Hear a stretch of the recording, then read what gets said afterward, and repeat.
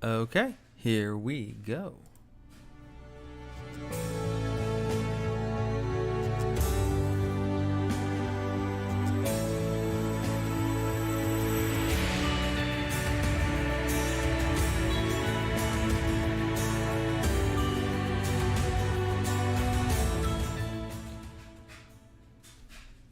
All right.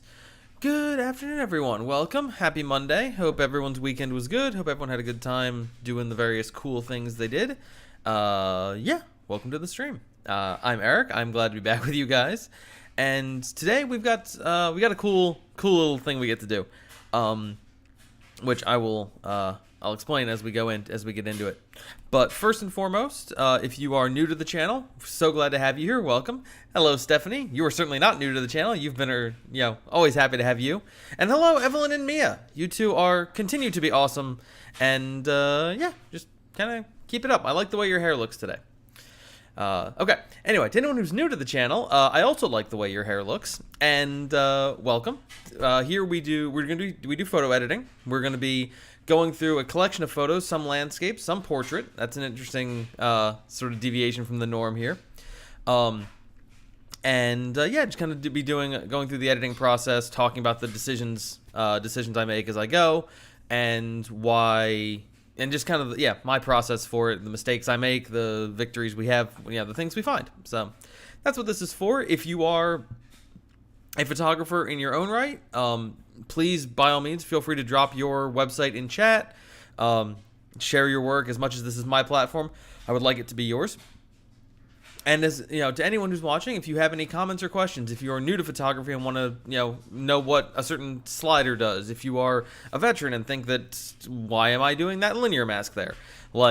Ask all the questions, give all the comments, tell us all of your terrifying chicken stories. This is an open forum to do whatever we want as long as we're being artistic and having fun. So, all right. That having been said, I'm trying to think if there's anything else housekeeping up front. Postcards still available. I'll talk about them more at the end, but we still have some in stock. Same awesome pictures: Marjorie Glacier, Antelope Canyon, Dream Lake, and Natural Bridge. So those are all still here and available. QR codes on the back. So check them out. I'll talk more about that at the end, and I will update you guys on a couple of new publication updates, which is exciting. So, that having been said, let's see what Lightroom's got for us. So this is Bobby. I'm gonna let Bobby be on screen for now while I discuss why we know Bobby and that we should all perceive Bobby. So Bobby. So I taught a photography class over the weekend. I taught a just beginner photography class with 4 very, very awesome photographers, and we were kind of at this little outdoor pavilion working on. I think we were talking shutter speed, and Bobby walks up to us. I don't know Bobby. I don't think anyone in the group knew Bobby. Bobby walks up and asks to have his picture taken. He didn't want contact info. As far as I could tell, he wasn't looking to have these pictures after the fact. He just, in that moment, he asked to be captured and wanted to, I guess, be perceived, which is awesome. So we gathered everyone around and said, let's everyone take a picture of Bobby and we can see what they look like. And then my students were wonderful enough to share the photos they took with me, so I can now edit them here and we can talk about some of the cool things that they did bit by bit. That's what we're going to start with. We're going to start by perceiving Bobby and kind of enhancing through my class, my students' photography, the beautiful person that he is. And then from there, we'll move on to doing some more, the landscapes that we traditionally do on this channel. Got the Acadia one from the one shot we did that I want to touch up. And then we'll see where we go from there. But let's start with this. So I've gone ahead and selected. I'm going to throw a rating on here. So I've selected 4 photos of Bobby. 2 kind of mediums, or 1 close up, 1 sort of medium, and then a couple of wides. We're gonna start. I guess I'll just start widest to closest. We'll start here. Now this one is let's see. This is our widest shot, and I like the way he's standing in this one. Here's what the shot originally looked like. I didn't, yeah. So I'm gonna start as always by start with cropping. Let's see, and I think, sorry, phone's lighting up, making sure everything's okay here. Yeah, totally cool. Okay. Anyway, yeah, so I want to start with some cropping, partially because I want to get my car out of the shot, but also, let's see, the things that are drawing my eye here are obviously Bobby, the shadow on the ground, and the tree post. That's a tree. That's not a lamppost, right? Yeah, that's a tree. It's a tree with a smaller tree in front of it. So the trees, plural, that are casting that shadow. So that's what we want to focus on. I'm going to bring this down. I'm going to bring this in a little bit and make it do it kind of actually. Let's have the height there. I think I like the height. I like having some space around Bobby for him to kind of exist in. All right, cool. So there we go. Now this was shot at 18 millimeters, so fairly wide. Fairly wide. I believe Anna took this photo, and it's a fairly wide shot. I believe she was kind of right on the top step here, stepping down. F9, which means we should have a pretty decent depth of field, and we do. We can see like Bobby's shoes are in focus, but we can also zoom into the back there and see the tree is in focus and the plants and the bathroom. So that let me tweak this crop a little bit more because I could pull it back. All right, I either want to get that little oven out of the shot and put him on the side, or I want to pull this back and get that tree back there. No, I don't think so. I think I'm gonna go back and do it this way. There's a couple different ways to do it, and of course, I mean, it's an infinite number of ways to do it. This is an artistic field. I'm gonna keep his feet on the ground, but I'm gonna bring it in a little bit, just to kind of, yeah. All right. Also did to any of my classmates or students who may be watching. You guys did a wonderful job with these photos. I'm gonna have a blast editing them.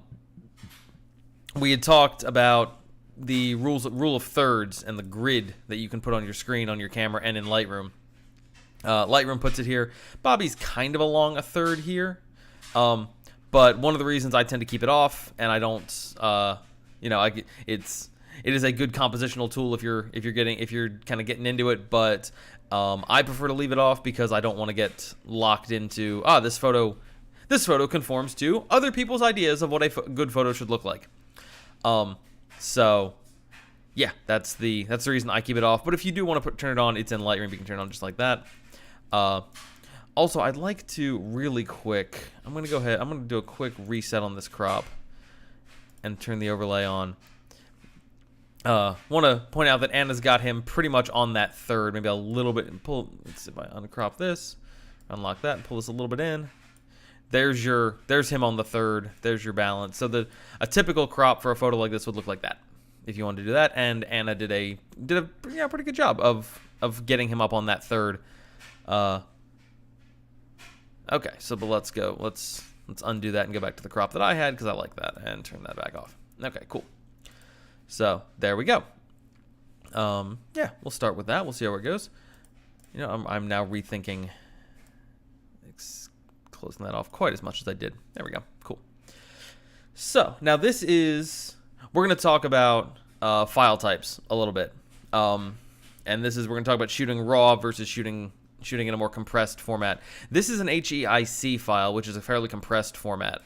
So as a quick aside, you'll notice if I zoom in 100% on this photo, this is what I zoom into. So that's 100% of a zoom in on this photo. If I go to this photo and zoom in 100%, looks like that.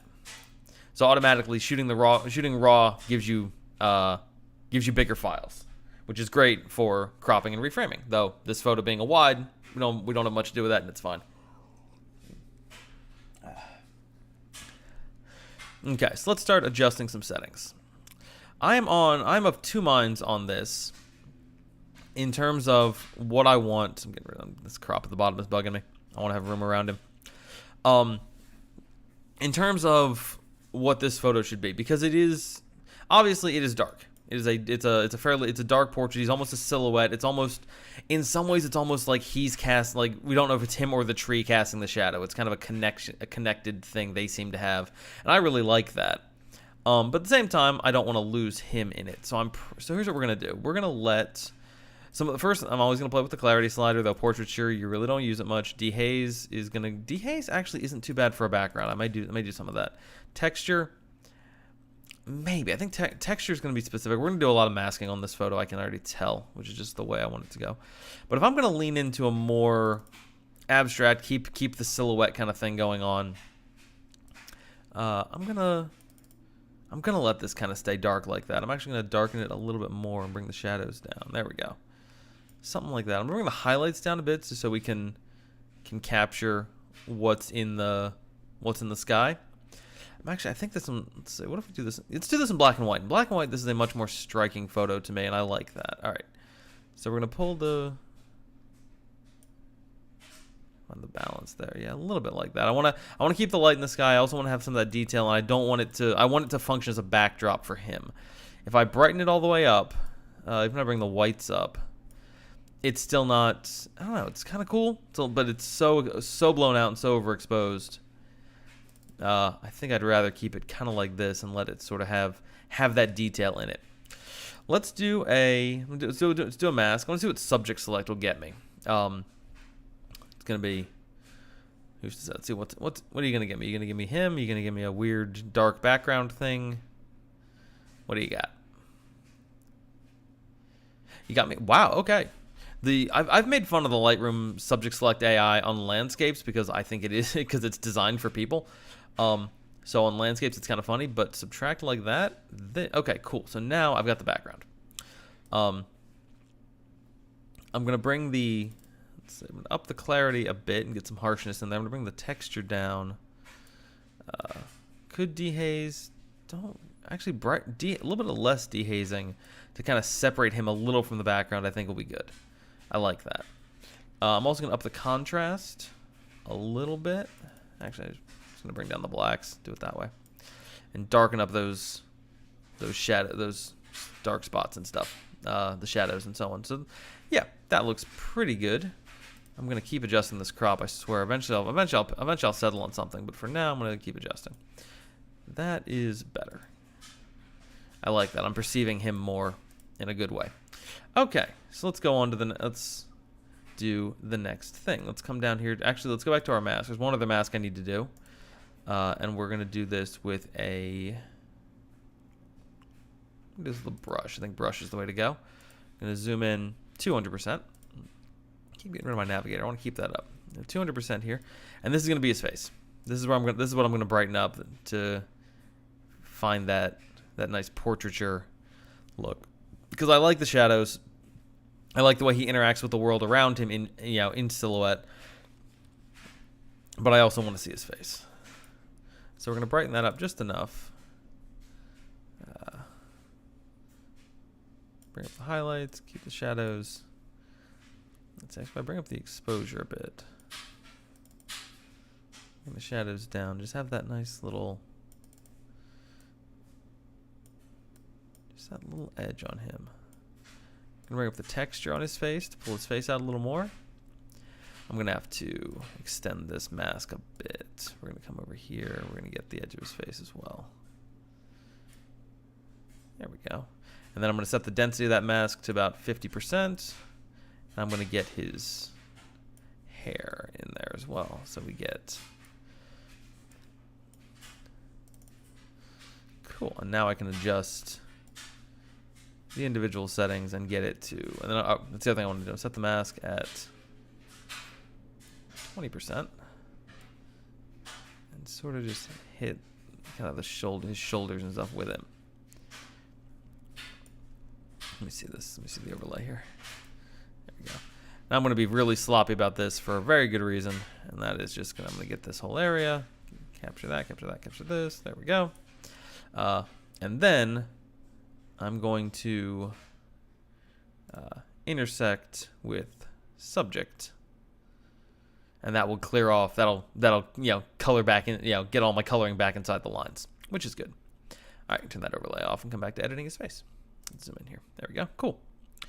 So bring the blacks down a bit, and it's the little bit of a battle between making sure we see him, and that we see his face and we can perceive him as a person, while also realizing that the sun is behind him, so him in silhouette would make sense. So you want to kind of gotta walk that little line between too dark or between realism and what you want to see. So yeah, you just gotta find that balance. I actually kind of like that. Let's do another quick mask. Another quick little brush. I just want to brighten up this highlight on his forehead. Not at 20%. I'd like that to be up at 100. Just this little bit of light there. I'm going to do the same thing I did in a second. I'm going to do this. Going to get that gilded edge on him. Intersect with select subject, which will, there we go, get me back inside the lines. Now I can really bring up those highlights. I can bring up the whites. Our eyes are going to be drawn to the brightest part of the photo, so I want that to be him. I want our eyes to go to him in his face. Cool. Are there any other spots I want to clean up here? Actually, I'm pretty happy with that. I think. Let's see, how do I want to do this? Go back to this brush. Okay, I love that'll work. Okay, sweet. So let's turn the overlay on. Let's turn this bit down to about 50%. I want to get a little more of him lit up in here. Just, I mean, there's not a whole lot of detail. There still is some. There's only a couple of spots that are dark to the point we can't use them. I want to just brighten up these little bits. The water bottle in his hand. Laces, tips of his shoes. The whites of his shoes. Just, little bits on him that we can brighten up. And if I show the overlay, again, it's all coloring. It's all keeping me within the lines. So we're going to get all of him kind of at 50%. And then we go to 100%, and I'm going to touch up his hands. So I'll just zoom into 100% to do. There we go. Touch up his hands, touch up this hand, and we'll touch up his feet. Get those shoes to light up. There we go. Cool. That I like. I'm pretty happy with that. Another thing just to think about is, and this is one of the reasons I talk about shooting raw. And I'm not. I want to make this clear. Anna sent me an HEIC file. I am almost positive as a result of transferring the photo from the camera to something that compressed it to something else. Like sending it. Sometimes sending it through email. Sometimes doing it through a phone. There's a bunch of different ways photos get compressed. And I don't know of many professional cameras that take HEIC photos, and certainly because it's a very, very compressed format. So but an HEIC photo does mean our editing options are limited, but this actually looks really good. I'm actually really happy with this. The only thing we can zoom in some. You can see there's noise, there's a grain in his face, but I think with this framing and with this kind of moment about him, I kind of like it. And the thing about Bobby that struck me, and that's gonna kind of continue through, especially, and I think comes through really well in this photo. We're gonna talk about the many shades of Bobby, which is just the various impressions he left on all of us when we met him. And I would also like to say before I jump into that, I realize I'm doing a qualifier on my qualifier, but I would like to say I didn't talk to my students about what they saw in these photos, which obviously if we were working together on a photo shoot capacity, we would. This is just, we're kind of having fun with it. But so this is my interpretation of their interpretation. So I'm trying to, and I'm going to, actively avoid saying, this is what I think the photographer was going for. I will speak to what I get from these photos, but I want to be clear. I'm not putting words in my students' mouths. One thing I perceived about Bobby was, he comes up and he's not like, I wasn't sure what he was there for. My first thought when he showed up was that he was gonna tell us that he had that pole pavilion booked and we had to leave, because he had kind of like a gentle authority to him. It made me that was my first thought. But then when he asked to have his picture taken, it was there like this just wonderful softness came out of him, and it was a beautifully sincere moment, and just a sincere, like, I mean, at the end of the day, sometimes all we need is to be perceived. All we need is for someone to help us and remind us we exist. Arguably, that's what social media, does to a frankly toxic degree.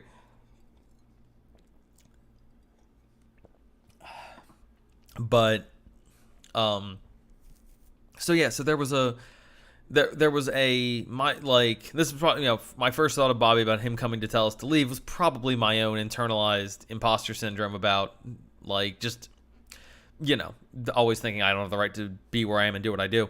But, there was a worry when Bobby showed up, in my head, not from anything necessarily he did, that then turned into this, feeling of genuine sincerity, connection, and love for this man. And so this photo that has kind of a harsh shadow, has these harsh shadows to it, but then you look at this face and it's calm and gentle. I don't know, that this encapsulates this is, again, my interpretation of Anna's photography and Anna's interpretation of the moment. But to me, this was a connection. This feels pretty representative of my journey of meeting Bobby. Okay, let's do this shot. Let's do another silhouette. And we're going to talk a bit about, this is a silhouette, but this is a raw file. This is a this is a CR3, which is a Canon format from their mirrorless cameras. I'm actually wondering what's the actual dimensions of this photo. So the dimensions of this one are 1936 by 1296. So basically, it's a little bigger than 1920 by 1080. So the typical HD 16 by 9 type of thing. This one is 3648 by 5472, which is that camera set with an automatic crop? No, it's not. Okay, so that's the photo size we're getting out of this. All right, cool. So that's what we're gonna work on. They got this side shot of Bobby. Let's see. So first thing I'm going to do is I'm going to straighten my horizon here. Just kind of cross the line like that. Small tweak. Just a thing I want to do. Though, I don't know. It does, let's do this the other way. Let's undo that. Let's go back to our crop. Let's select this. And let's base it off of him. Okay, that works. Let's get him straight up and down, because the rest of the thing doesn't matter. In this case, I'm going to, let's see, we're going to keep that. We're going to unlock that. We're going to crop out the garbage can in the car. And this one, I want it to be, it can be less. I do like the whole profile. I do like the whole profile of him. I think this one can be a little tighter in, something like that. And this one, I think, is going to be less about shadows, more about posture. This is more about just the shape of Bobby. Let's do, this one is going to be, I'm kind of going to preview what we're going to do in the close-ups, but I want to start off really separating him from the background. And this one, actually, I like this photo because I'm going to brighten up the, beautiful, yes, okay, cool, invert. So let's get the background there, and let's bring down the texture and bring down the clarity. Actually, leave the clarity alone for now. We're going to do something with that. We'll bring the saturation down a bit on the background, which will be good. We're going to brighten him up. He was wearing all blue. He was wearing all navy. It was a very, there was a sleek look to him just in this. So that's what this photo is going to highlight. So we're going to bring up the highlights and brighten that up. The shadows. No, leave the shadows where they are for now. We may come back and do more separating of him from the background. We can do something like this, which really, actually, that doesn't look too bad. Let's do that. Let's dehaze. We're going to push this a little bit toward blue, because I want this to kind of feel consistent with him. And then we're going to do a duplicate and invert, which gives us him as our subject, and now we can play with him. Step one, bring up the shadows. And you'll notice, if I zoom in here, you will notice bring up the shadows on him. I can even bring up the blacks. That's going to lose us some detail. Let's bring up the exposure on him. There we go. And notice doing that, we get some grain there in his face. If you look at that texture, we get a little bit there, but you kind of got to like zoom all the way in to really get that. Everything else looks like there's, and yeah, texture in the clothes, texture in just the skin of his hands. You notice it a little bit in the face if you're looking for it, but for the most part, there's not. You don't really lose any information by brightening up the shadows, and that is another great difference between shooting RAW versus shooting anything compressed like a JPEG. Also, this gives me a second to talk about histogram, which I always love to do. The histogram is up here. You can see it on most cameras have a display for it. In mirrorless cameras, you can display it up in the viewfinder, which is pretty nice. And the histogram is if you're feeling up to kind of taking a deeper step into photography, histogram can be one of your most useful things in terms of figuring out and checking your exposure. Because when you look at a picture on the back of your camera, you can be like, yeah, okay, that's framed up well. I like the composition. You can zoom in and be like, all right, I think the focus is good. Especially when you're shooting RAW, when you have the huge abilities to brighten and darken various areas and huge amounts of information there that, you know, might not show up. Like the original photograph versus the ending photograph might be very different because you have all the capacity to edit. Your histogram is going to be the thing that tells you that is going to be the thing that really gives you an idea of what that photo can do. On the back of your camera, you can see what the picture is going to look like, more or less, but you're effectively, even if you're shooting RAW, you're still looking effectively at a low-res JPEG on the back of your camera. So histogram is this guy. It's got 5 sections, which you can sort of see highlighting there. They're kind of dim, but it's basically whites, highlights, midtones, blacks, or shadows and blacks. And on Lightroom, you can actually grab and drag, and I'm bringing up the black slider as I do that. Let's undo that. Let's leave that alone.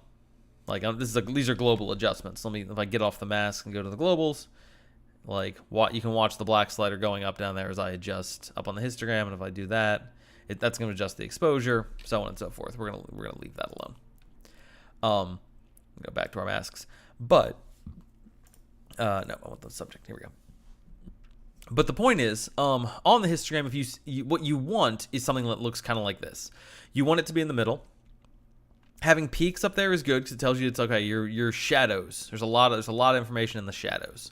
But there's a lot like yellows. Like your blacks are a little bit yellow, which probably your darker areas a little bit yellow, which probably means like looking at his shoelaces. His skin is going to be a little bit more in the orange yellow area. Your blues are very light. That's going to be up in the sky. You got some blue. The blues in here are probably his outfit. And as I adjust settings, you can watch the histogram change as it goes. Undo that. Leave that alone. So yeah, and the things to worry about, things to look for are anything up on this along the left and right walls that's kind of pushed all the way up there or peaking all the way at the top. Peeking all the way at the top is not the worst thing, but it's better than the sides. But yeah, if it's all the way to the side, that means you're overexposed. I don't know if any of these photos come close to that. This one sort of does. If I come back to Anna's photo here, and Anna, I'm not using you as a negative example. This is just the photo is a good way to show it. If I kind of highlight over this, that's going to highlight the areas where it's so dark there's no information. It's so like you can go so bright there's no information, you go so dark there's no information, and there's a lot more, and you lose a lot more of that wiggle room when you're shooting JPEGs. But here, so you can see there's areas where it's so dark. Lightroom's like, nope, there's no information here. That means we've gone off the edge of the histogram. Whereas here, we don't have that, which means we can adjust. Pretty much everything you see in the photograph is going to be adjustable. So yeah, that's just a thing worth noting. All right, I'm going to bring up the saturation on him a bit. I would like to bring up the saturation on him a bit. Why am I not bringing up the saturation on him a bit? Because I need to select that mask, and then I can bring up the saturation on him a bit. You know what? I'm actually going to leave that alone. I'm going to do that with the color sliders down at the bottom. Let's see. I'm going to bring up the highlights. Going to push the whites up a little bit on him because I do love that edge light that the sun is giving him. We've already brought the shadows up. We're going to bring them up a little tiny bit more. Texture. I'm gonna push the texture a little bit, and then we're gonna do a mask of his face and do more of that clarity. I'm gonna leave alone. I like the softness, and dehaze.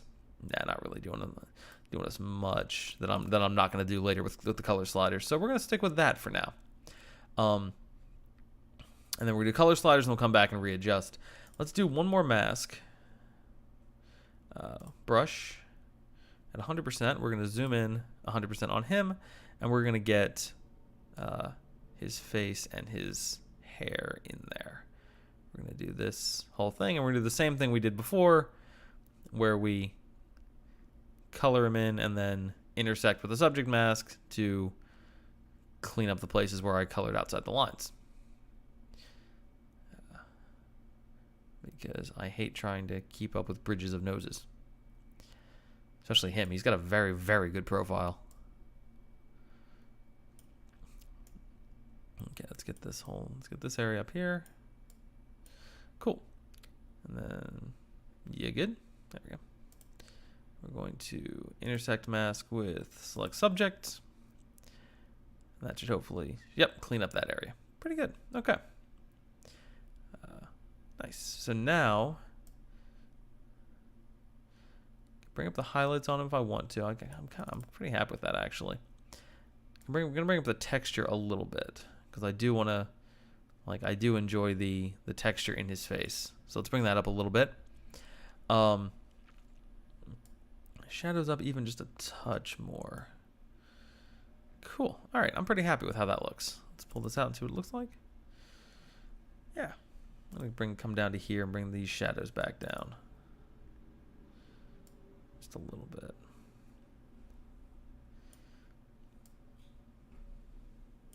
Yeah, something like that. All right, let's come down to our color sliders and have some fun with them. Which are now about to go away because I just got rid of the masks. Here we go. Okay, color sliders. So blue, obviously. Blue is a big thing with Bobby. It's a big thing right now. So we're going to bring up these blues. Going to make him stand out in the best way.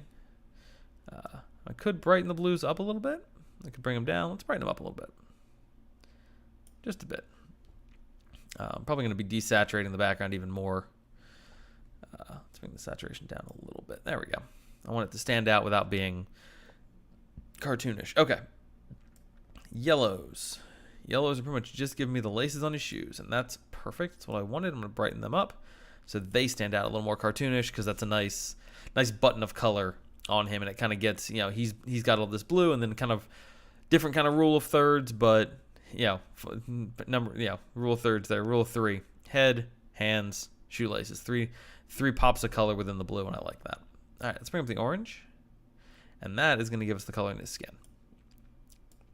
And if I brighten that up, that's going to brighten up in a really, really nice way. Yeah.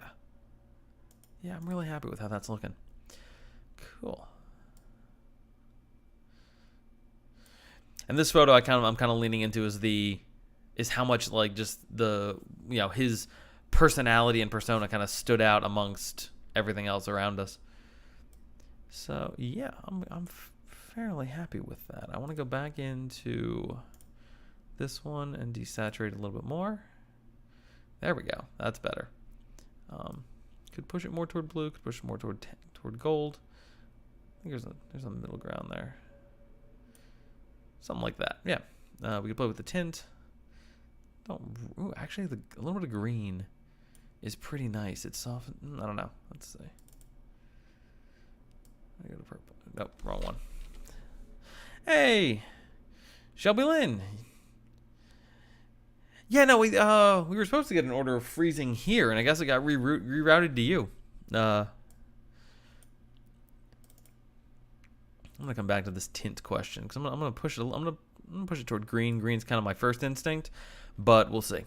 Actually, I'm gonna leave it alone. I keep wanting to do something with it, and I'm like, every time I look at the little window up here, I'm like, that's not right. Doesn't quite work. Okay, cool. So yeah, I'm pretty happy with this. Yeah, he's got his little cigarillo. I want to do one more thing. I'm going to zoom in 200% to do it, and this is going to be the kind of the theme of the next one. First things first, let's go back to that mask of his face. Let's denoise it a bit without losing detail. That's the hardest thing to do. Just a little bit, yeah, tiny bit of denoising. Actually, no, I'm gonna leave it alone. I'm not gonna do any of it. I'm gonna come into 300% here because I wanna work on that one eye. I'm not sure if you guys could hear that very creaky door going on over there. New mask, brush. This is just one eye, just that little bit. There we go. And this one, highlights, whites, exposure, and exposure too much. Let's try that again.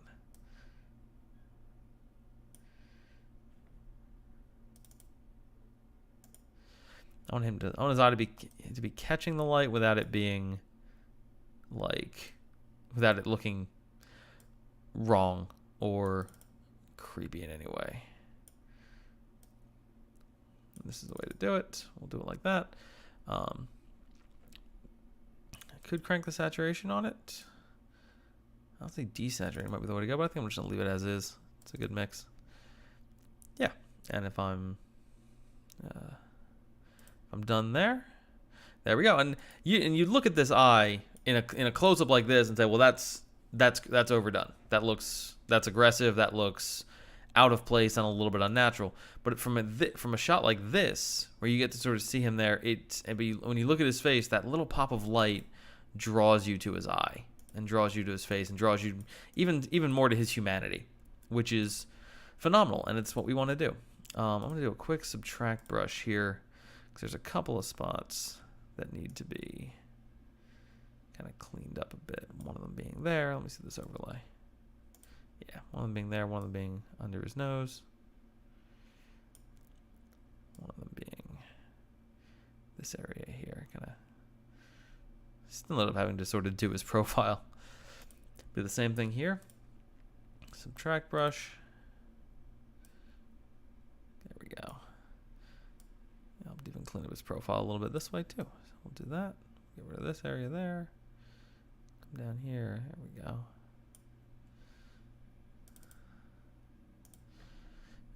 Zoomed in too much. This will kind of sharpen up that area around him, which will be nice. Cool.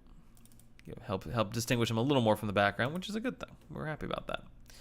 And then I'm gonna do the same thing here. I'm gonna go here, go add the brush, just so we don't have too much of a darkness kind of hanging out. That's a pretty high contrast spot. I don't want that, but I don't want it to be super bright. So we're going to. And this is why you clean up your masks before you start doing big adjustments, because then you gotta. If we start duplicating them, because then if you have to go back, you gotta do that. You gotta fix it on every single one. But that looks good. Now to our global adjustments. Yeah, that's a pretty good shot of Bobby. I'm gonna crop this in even a little bit more. Let's see, I can pull this out a bit, but nah, I think I want him center. I want him centered, standing upright, being the very cool guy that he is. By the way, if anybody watching this, I don't know if my viewership reaches enough people in Richmond for this to work, but if anyone watching this or watching this in the future happens to know Bobby, please get in touch. I would love to be able to get some of these photos to him. Okay, so this was taken by our photographer Anthony. He was a wonderful guy. Has done a lot of traveling, done a lot of photography around the world. So it was a pleasure to have him with us. And yeah, just he's stressed. He stressed a couple times that he wasn't at the his ideal vantage point to get a photo of Bobby, and that's theoretically like you can it is very, very easy to prejudge yourself. I think the photo he took came out great. And I think it gives us a portrait of Bobby that we hadn't gotten, and is certainly substantially different to this portrait of Bobby. So we're gonna kind of get the full scope of who Bobby is. All right, let's go to our medium shot, and I love this one. This is probably my favorite of the ones people sent me, because I just that little smile on his face, that little gentle contentment from him was so beautiful and so palpable. This photo is not going to take much editing. I love so much about this. I'm mostly tweaking the crop. And I want to kind of put him a little bit. We could come into actually we can just do this as a regular straightforward portrait with no real flourishes to it. We don't really need them, though. I kind of like having that. I take it back. I kind of like that wideness on the side. I like that little shadow there. Is kind of giving us some balance and some background. Yeah, there we go. Making it a little bit of a background subject, something like that. Okay, cool. So that's our shot. Step 1, subject. With portrait photography, especially nowadays, yeah, step 1, let's get that subject isolated. It also gives me a second to peek at my phone. Make sure. Cool. All right. Awesome. So there's Bobby. The only thing we got here that we don't want is, I think, just kind of click along. That's way too much. Yeah, is that little bit of bokeh. For those of you who don't know, bokeh is or bokeh, B-O-K-E-H. I've never actually heard had anyone tell me the fully correct pronunciation of that word. I've heard bokeh, I've heard bokeh, I've heard bokeh. I believe it's a Japanese word originally, so it's also possible that there's the Japanese pronunciation and then the way the Japanese actually pronounce it, and then the way the rest of the world has started pronouncing it, and that happened with Dutch angles in film. So, but anyway, yeah, that's what that out of focus shape is called. The character of the areas that are out of focus is called bokeh. And there is some cool stuff you can do with that if you have the right lens and you want to get a little experimental. Okay, cool. So we've done that. Let's do a duplicate and invert. So we've got him in the background, and what we're going to do, we're going to bring that texture down. I'm going to wait to play with color and saturation. Actually, no, I take it back. I'm going to do color and saturation first because I know I want to bring up a lot of these colors. I want to bring up the oranges. I want to bring up the yellows. Actually, I want to leave the yellows a little over there. I want to bring up the oranges. I'm going to bring the yellows up a little bit because I think I'm going to push the background a little more toward yellow. Certainly going to bring up those blues. Certainly going to bring up the blues in his jacket and in him. Reds. Yeah, let's bring up some of those reds. Get some nice color in the cheeks there without looking for those lines. There's a good example right here. Watch his cheek. As I bring the reds up, if I push it all the way, you get that line. Which you can counteract by upping everything else. If I keep doing that, you eventually get something. That looks a little more even, but not in certain spots, not all of them. But you also end up with a kind of kabuki like look, which is can be what you're going for, but not in this case. So I'm going to bring the reds up until I kind of start getting that line, and then I'm going to bring the magentas up, kind of the same thing, until I start getting that line, and the purples a little bit until I start getting that line. So kind of like that. Bring some nice color into his face. We're going to have a blast with his eyes. His eyes were so expressive and so beautiful. We're going to have a blast with them. Okay, let's do... So I've just done that. I'm gonna do the individual colors in a second. I want to let's push my yellows over toward there, and I'll push my greens toward yellow. So we're gonna live in that orange and teal sort of space. Actually, let's do it that way. I love this. I'm gonna brighten up some more, but I'm gonna go. I'm gonna go ahead and do it this way, and save myself some of the masking potentially. We're going to leave that alone. We're going to brighten that way. Blues, yeah, up a little bit. And so it's important to remember that brightening and darkening is also going to have an effect on saturation. As I brighten, the saturation goes down. As I darken, there's a point where the saturation, you kind of increase saturation until you get to darkness, and then you don't have anything.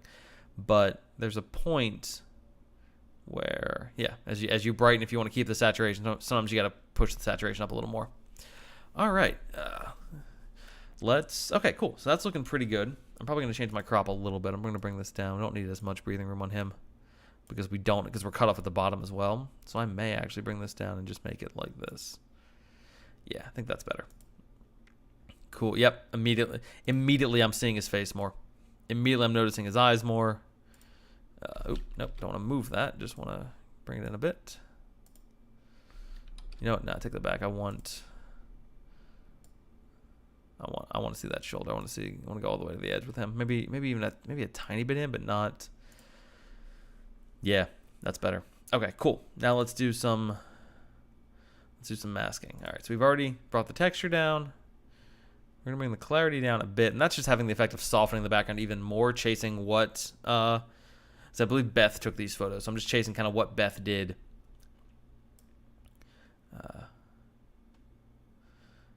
Bring up those highlights a bit because I do want to. Debating if I bring that down. Yeah, that's what I'm gonna do. We're gonna bring those highlights down. This is what I'm talking about with histogram stuff. Is it like, all right, even here we've got stuff coming up to the wall, but it doesn't look like we've got too much that's actually overexposed. Okay, if I put my mouse on the arrow there, like a little bit on his shoulder and a little bit on his hair, that's fine. I'm actually very okay with that. But it means I can bring down these highlights in the background and keep, it's still out of focus as it should be, but we're keeping the detail, and that's good. I'm really happy with that. Cool. All right, and then let's see, shadows. I'm not gonna do shadows. I'm gonna do a little bit of vignetting. I'm gonna come down to the post-crop vignette down here. There we go. And just, nope, and that's not it. That is that's transform. I want vignette. Here we go. Just bring this down a little bit, just to bring our focus a little more off the edges and a little more onto him. So great, that's awesome. Let's go to him. Let's bring up those shadows. Yeah, bring out that beautiful texture and that beautiful man. Look at that. And this is talking about noise, talking about a raw file. Look at that. There's this is still crystal clear. Like no real grain to speak of. This camera takes beautiful photos. I believe this is a Fujifilm mirrorless camera that Beth was using. I don't know the exact model, but gave us a bit of run around figuring out where things were in the menus. But look at the photos this thing takes are phenomenal. Look at that. So, all right.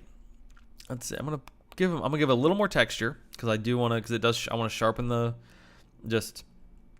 details of his face and just really enjoy that little smile. I could look at this photo forever.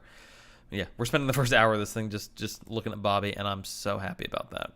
I'm gonna bring the clarity down just a bit, just to soften. Because if you bring the texture up, it's gonna reveal some stuff there. I want to bring the texture down a little bit. I'm not gonna dehaze. I might dehaze this a little bit. Dehaze that background just a bit, just to kind of pull. Weirdly, in this case, I think like softening and brightening the background would separate it more from him. In a weird case, doing some of that and then dehazing a bit and darkening the background also they work in tandem to pull him out of there, which is great. That looks awesome. I'm really curious if my aqua slider would do anything on this photo. Basically no. Okay, worth a shot. It all counts as blue. That's fair. Let's go to our background for a second. I want to push our background a little bit. Do I need to do this? Push it a little toward purple, a little toward green. Just gonna play with it for a sec. Pushing it. My thought was push it toward gold, but I don't think I need to. I think I kind of like maybe a tiny bit. Maybe just like 5. Yeah, something like that. Oi, give me that back. And then I will bring the blacks down a little bit, and the contrast down a little bit, just so it's there without being a distraction. Yay, Shelby Lynn, you made it! We are so happy to have you. I'm going to leave the saturation up. This thing doesn't need to be desaturated. Okay, one more mask, and the mask I've been looking forward to the most. Let's do this man's eyes. And I usually, when I do portraits, I usually leave eyes till last because they're my favorite thing. And they usually just beautiful finishing touch on a photo, and it's like it's the moment you see everything come together. All right, so here, highlights up for sure. Whites up as well. Yeah, I want to really capture just the multitudes in his eyes. And you could see this. Beth was probably standing closest to him. She was she was shooting at 113 or 110.3 millimeters. That is remarkably specific metadata. That's kind of cool. So yeah, she was shooting at 110.3 with an f-stop of 4.5 and a shutter speed of 320. So she's getting in there. She's doing, she's a little farther back doing fairly zoomed in work, but you're still capturing, like, even from standing back, this man's eyes were phenomenal. So I want to capture as much as I can in them here. Yeah, that looks so good. Let's see. I don't know if I need to do more. Clarity's gonna darken. I don't want to darken. I don't want to brighten, and because brightening and softening will be. Actually, that isn't too bad. It's not doing too much to him, but it is. Yeah, that's worth doing. Dehazing will go to white or go to dark. We're gonna leave that alone. Dehazing is a very powerful tool, which is great for some shots and not great for delicate. Shadows up a little bit, just to throw a little more brightness in there. But yeah, that's.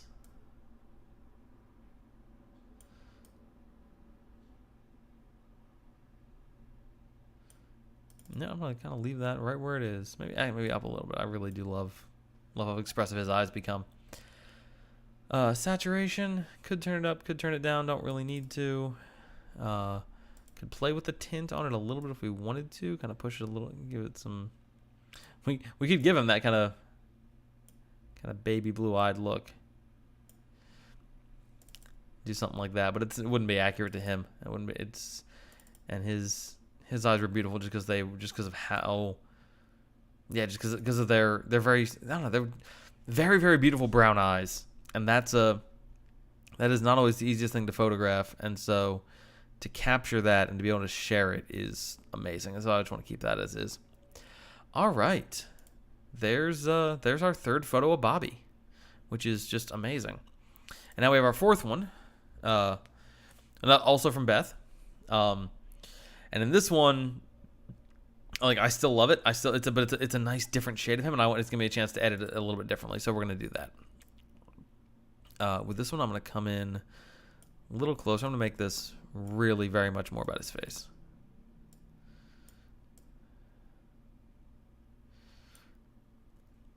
Let's see.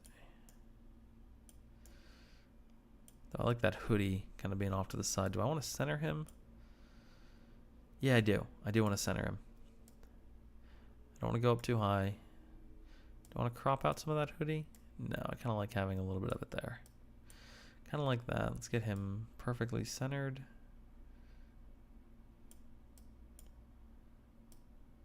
Yeah, it's about like that. Good. I want to do this one in black and white because I really want to. This one we're gonna play. We're gonna kind of. I probably might do his eyes first and just really lean into it. First things first. Subject, background, and masks. A little bit of a stretch in. I don't know how good this mic is. I don't know if you guys can hear my shoulders popping when I do that. Okay, that looks pretty perfect. Genuinely looks really good. Okay, cool. So we'll do a duplicate and invert. So we have two of them. And then a new mask. It's a brush. Let's zoom in here. Let's get his eyes.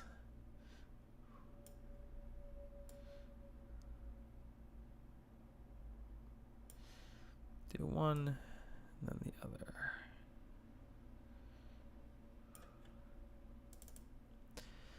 Of course, with the overlay, that looks very strange. All right, so I'm going to start with the eyes on this one. Highlights, whites, texture.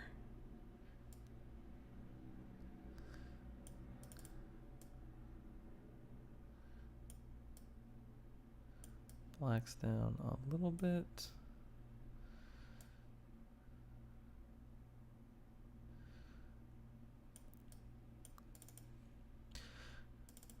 Leave it kind of like that. Let's see the overlay there. Subtract brush, lower density. I'll clean up this edge a little bit. There we go. All right. Cool. So that's our start. Let's come to him.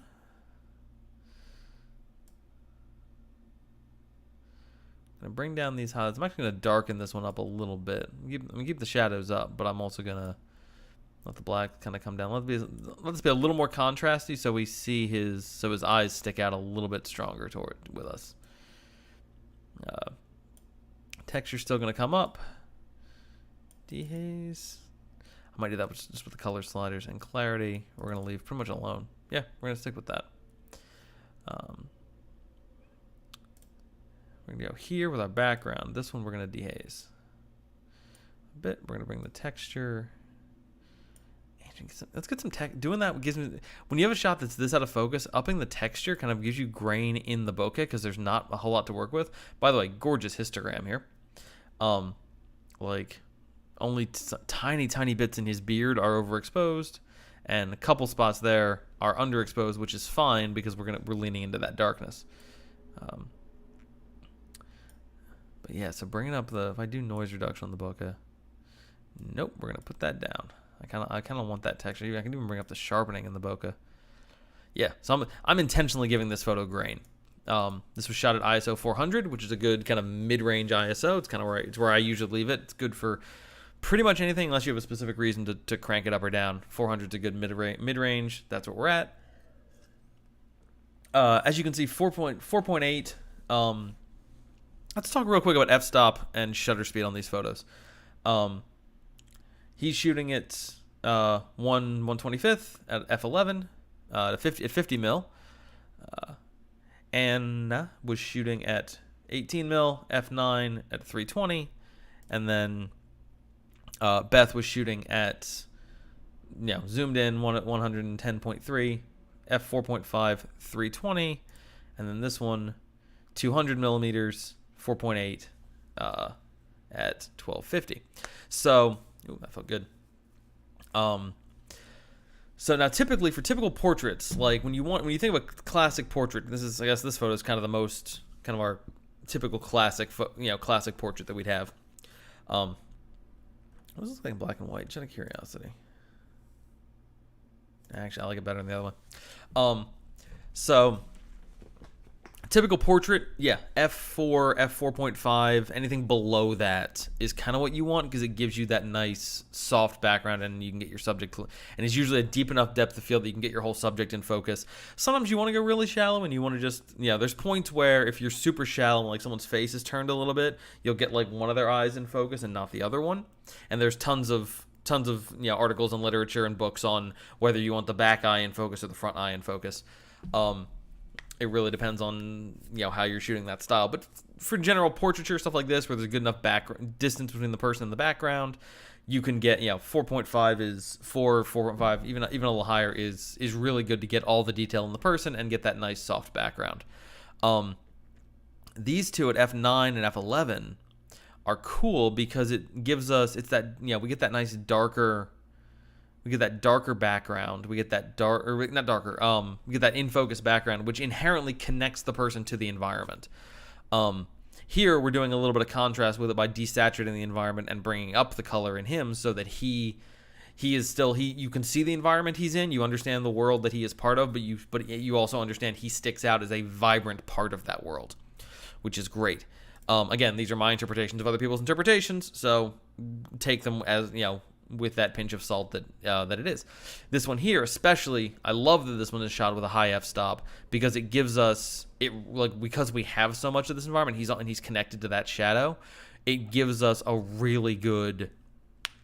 It gives us a really nice we want him connected to the environment. If this photo was shot at a lower f-stop, where it was a shallower depth of field, it wouldn't be as interesting. It wouldn't be as effective. Wouldn't be as powerful. I may recrop this. It's always the reason to look back at these photos. I want the same amount of distance between that tree and the edge of my frame as. Yep, that was it. That made it better. Instantly made it better. Same amount of distance, breathing room. Same amount of distance between here and here as we have between here and here.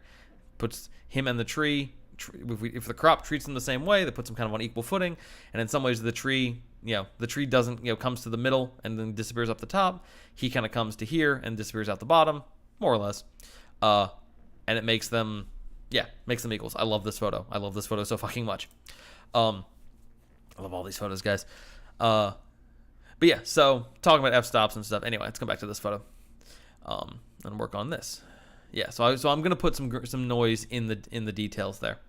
Let's come down to our color sliders, which color sliders are still a thing in black and white, because there's still color to be processed. Let's bring some of these up and just see what they do. That's bringing up some eyes. We're gonna keep that. I'll put the reds back down a little bit. I kind of like how that's lighting up little bits of his face, and that gives me room to do more with it later. All right, the only thing green is this bokeh right in the middle of this, which is probably more of a lens flare than anything else, and we're going to keep that because I like it. Aqua, once again, redheaded stepchild, gets to do nothing. Blues, I'm actually going to bring the blues down this time. For once, I'm going to bring the blues down. I'm going to do some more with his face, but I want to bring the blues down. All right, purples. There's stuff we can do with the purples. I'm going to bring them down a little bit because I'm going to play with the shadows on his face, and I want to be able to do that. And then same thing with the magentas. Not enough to be super noticeable, but enough to kind of have something there. Okay, cool. All right, that's looking pretty good. Let's come back to our masks, and I want to do a mask of his face. But first, I want to focus on him for a sec, because I want to bring these highlights up. Bring the highlights up. Let's bring the whites up a little bit. Yeah, cool. I'm gonna have to do a little bit of creative masking here, but that's not a bad thing. Yeah, this photo's allowed to be be a little bit high contrasty. Okay. New mask. I think we have 2 or 3 more masks to go on him. So first mask, this is gonna be his skin. Skin. That's all kind of this same tone here. Obviously missing the eyes. And let's kind of get the effect of drawing a mask on a person. There we go. There. Get the mouth. Get this area around his eye a little bit more. That there. That there. Cool. That's about there. Excellent. All right. Now I want to bring this down just a bit. Not enough that we lose detail. We're going to bring the texture up a little bit. Texture up a lot. And not enough to lose detail, but enough to darken, because I want his eyes to stick out. And this is one of those moments where you can kind of, like, underexposing is not even fully underexposing, but it's not a bad thing to do that.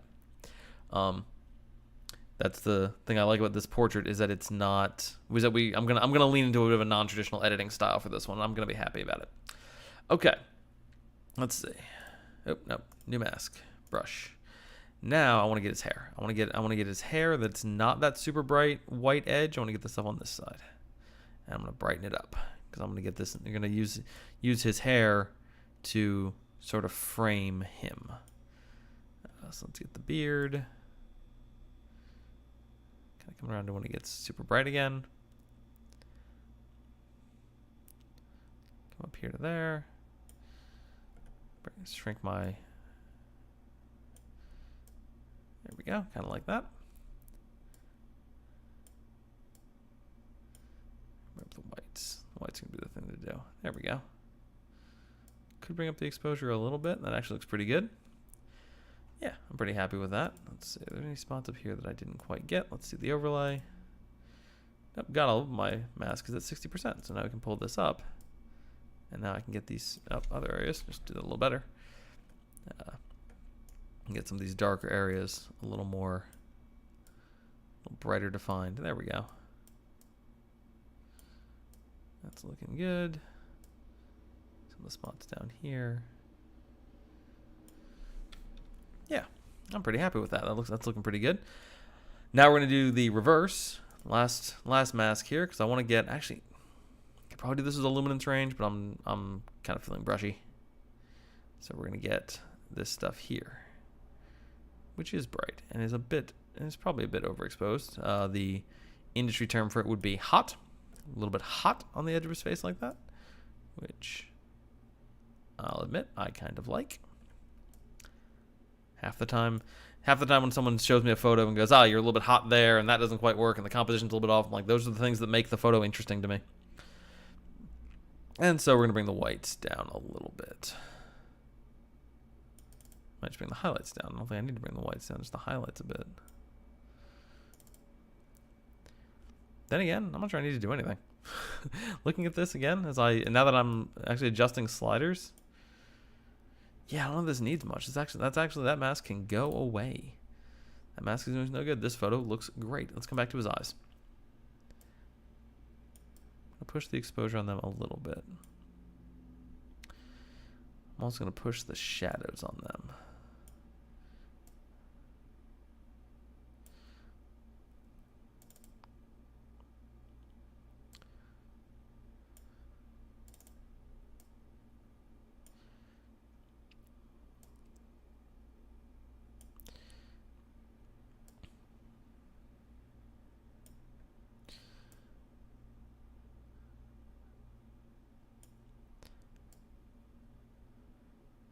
I just want his eyes to be as detailed as they possibly can be. I want them to be the absolute most captivating thing in this photo.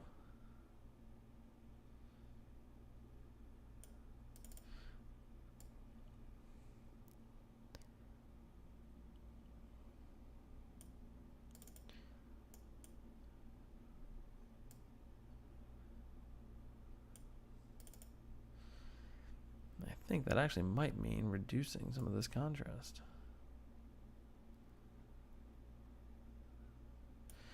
I think letting his eyes be a little more gentle might be the way to go. Let's zoom in a bit and take a look. Let's just go to 100%.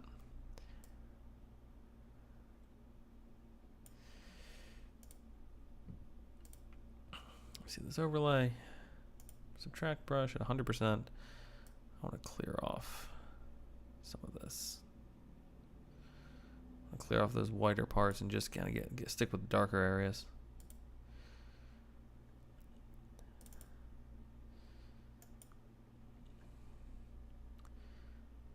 Let's see. Do an add brush. Add a lower density. Just sort of speckle this in a little bit. I want to undo a little bit of what I just did, but not too much of it. Then again, I don't know. No, I think that's better. It's better that way. Cool. Pump the exposure up a little bit more.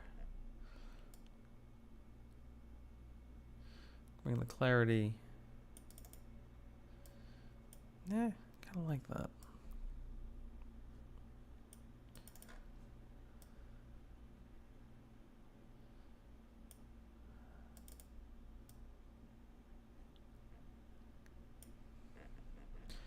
I'm realizing I started out being like, let's make his eyes look super bright and super powerful. I think there's a merit to having them be darker and gentler.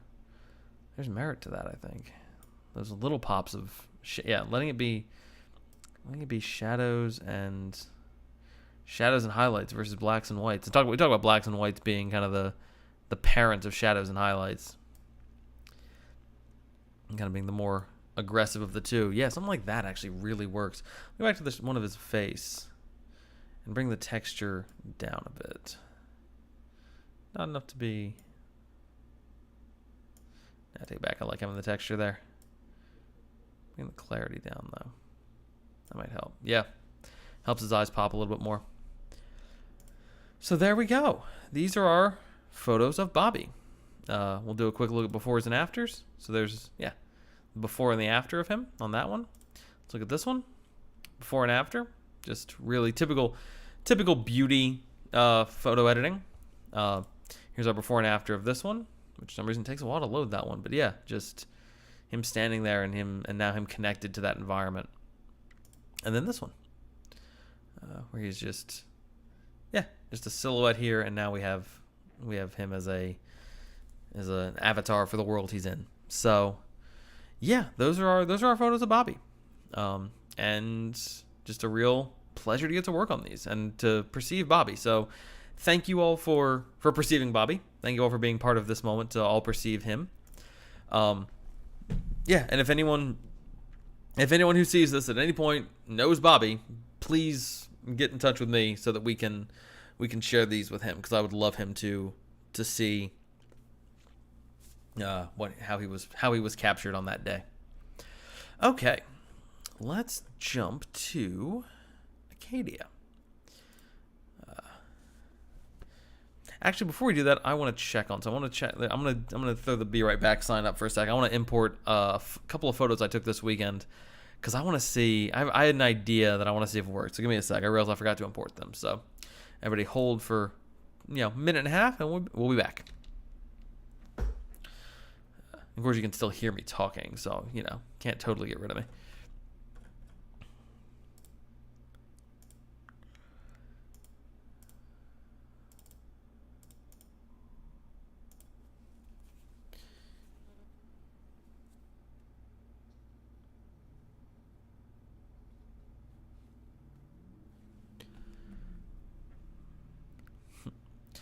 There you go, Bobby. If you ever find this, know that Evelyn and Mia from up Northern Virginia, they're rooting for you. All right, I'm gonna come back in. Right. There we go. That button worked. Cool. So, photos I took at Dutch Gap, went back there. Was intentionally kind of doing a let's keep walking until, let's keep the camera in the backpack until I absolutely need to pull it out. Couple different shots. This one might actually be able to do some version of what I want it to do. Depends how. Maybe big maybe on that. Okay, cool. I'm excited. All right, we're gonna start with a moon edit. Which just because I had that lens out because I was looking at birds, and then the moon happened to show up, and the moon shows up, you gotta take a picture of the moon. Just do this at 8x10. 8x10, please. Thank you.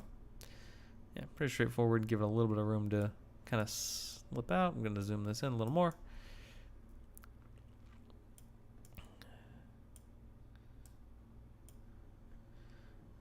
The other cool thing about this is I can could tell that the moon is the horizon line there. Don't only need to, kind of like the angle it's at. There we go. And again, nice thing. All right, now I'm zoomed in 100% because I have now zoomed this photo in this much. But the detail we still get is phenomenal, and we're gonna have fun with that. Clarity and texture. That's where these moon shots go. We're gonna do of course, it gives us a whole bunch of grain in the rest of the photo because there's no information there. And we try to crank up the texture when there's no information, it ends up doing that. Okay, interesting. You do not think there is a subject there. I am depressed. Let's get rid of that. Let's do it this way. There's actually a really easy way to do this. We're gonna do a radial gradient with almost no feathering. Do it as a circle, something like this. Kind of get that wrapped around the moon. That's almost perfect. Wow, I've never get my radial gradients to be that perfect on the first try. That's pretty phenomenal. Cool. So now we have the moon and that extra bit of sky, and then we will subtract a linear gradient, which will get us that line. Start like this, pull it back till we get just the bit of moon. There we go. Something like this. Pull it up. Oop. Don't want to rotate. I want to pull it up in a little more. Yeah, there we go. So now we got the moon. And now I can do a duplicate and invert. And I can decrease the noise, decrease the texture, decrease the clarity, kind of decrease the sharpness for sure. Actually, no, leave the sharpness right where it is. Sharpness is defining that edge. Can also come back to here. Can put texture and clarity back. Actually, clarity being up, I kind of like gives us a glow. And then I can come to our actual moon thing, and I can crank the texture there, and that solves part of the problem as well. I can also crank it up like that. Can denoise a bit. No, not gonna denoise. I like it that way. All right. A little bit of contrast. Actually, that's just now. These can probably be global adjustments now.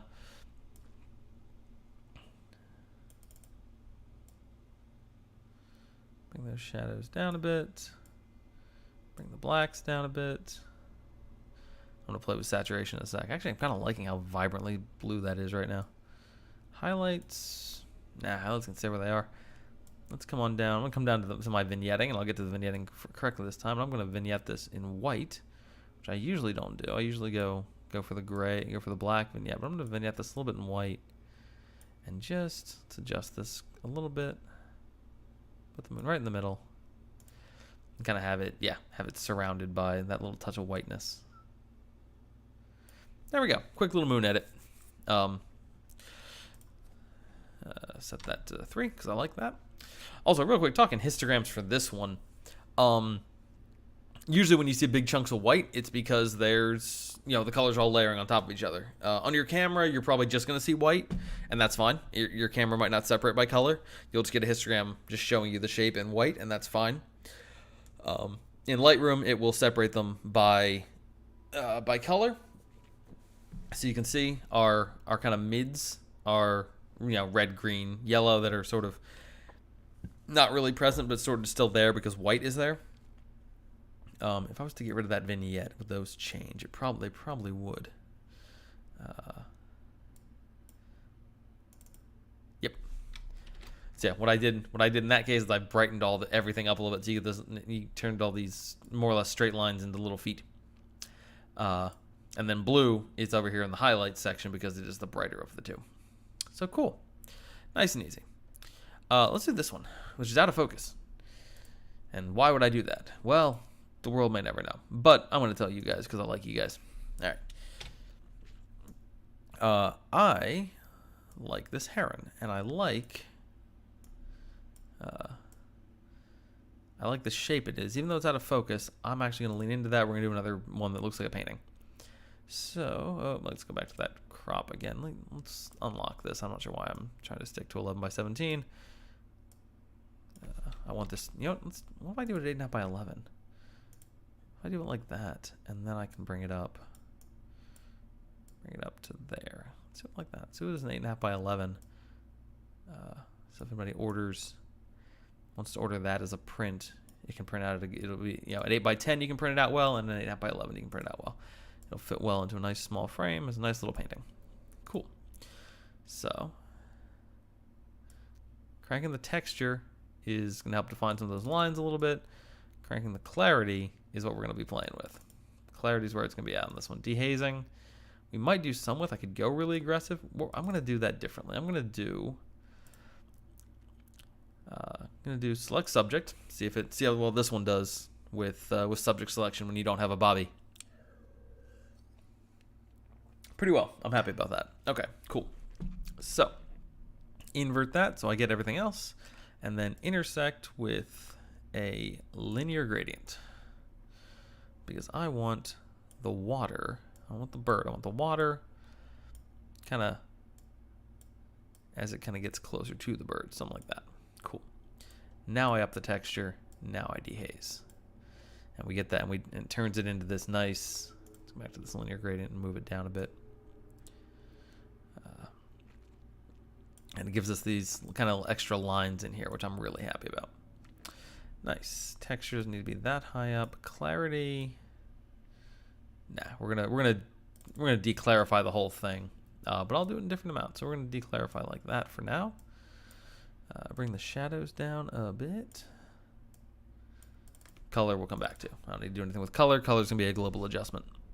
All right, let's do. Let's come back to our global settings. Reduce clarity. Yep, let's go ahead and reduce. You know what? Hang on a second. Before I do that, back to the masking. I should actually get a subject mask. Let's select subject. There's our bird. Good. Now, even though the bird is out of focus, upping the texture and the clarity, and not the clarity, upping the texture just for now will help pull him out as I now reduce the clarity, and we don't lose him as an element there. This crop needs to be adjusted a little bit so he's a little more centered, like that. Better, much better. Real quick, I'm gonna come down to colors. I'm gonna take oranges and yellows and reds. And what on earth are these guys? Those are just browns? Is that just like nothing registering there? Okay, those are sort of guys. What are those colors? What are those little speckles on the water there? Because they're not coming up as anything else. Well, that's annoying. Okay, we're gonna have to work on that. Leave as is for now. Actually, I know what to do. I'll do it when I start pushing colors. Okay, cool. Which I'm actually kind of almost at. Let's see. New mask, linear gradient. I want to get a couple more spots here.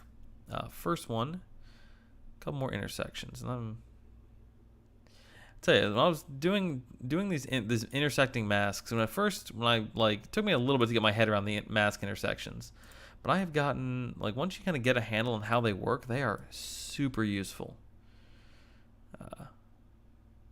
There's so much you can do with them in terms of just refining your photos. So here we go.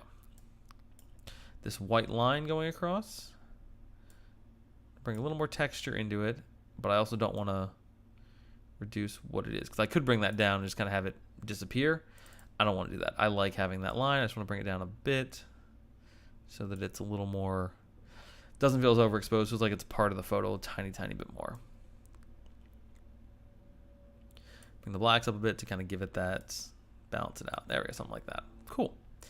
Gonna do one more. Gonna do a select subject again. Get our bird, and then do a, let's see, I want to invert it, and then I want to once again intersect with a linear gradient so that I can get the water up above the bird. Get this whole area back here without contaminating, for lack of a better word, our birdie. Texture we can bring up because that's going to give us, help define our bird a little bit more. Shadows, not really doing much. Highlights.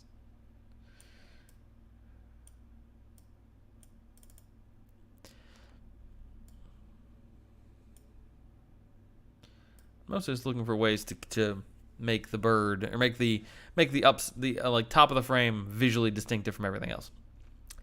All right, cool. Go back to our bird mask. Bring down those shadows. Nope. Bring down the highlights.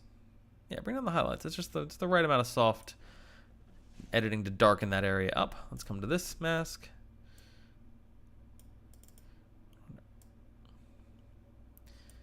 Assuming these are leaves floating in here, just little pops of color. Do not make me do those individually. Please don't make me do those individually. We do have a bird we can name. Very soft bird, but please, yes, if anyone watching has bird suggestions, please let us name our new feathery friend. Oh man, that's giving me flashbacks to sophomore year history.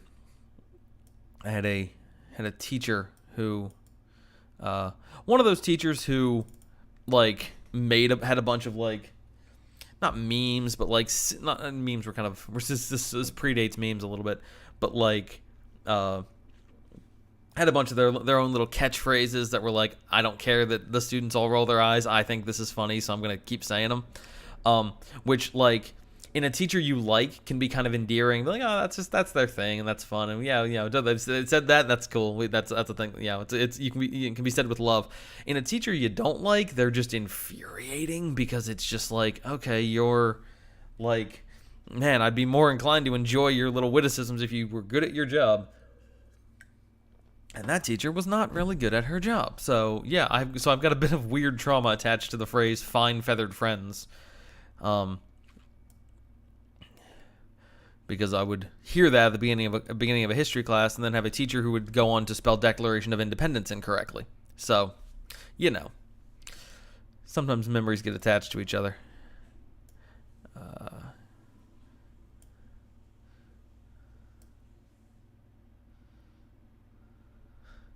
Do a whole collection of named birds. That'd be kind of fun. Have to go back through all the I haven't been writing these down. I have to go back through all the YouTube videos and scroll through all of your guys' comments as we name these birds. Put together a book. Contact publishers. See if they want a book of named birds.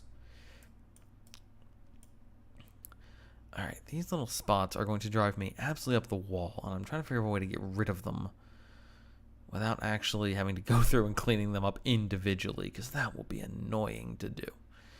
And that's not how I can push it all the way to blue, but that looks ridiculous. Saturating, desaturating, not really helping. There's bright orange, which is weird. The coming down here to the orange sliders doesn't really do much. Does a little bit.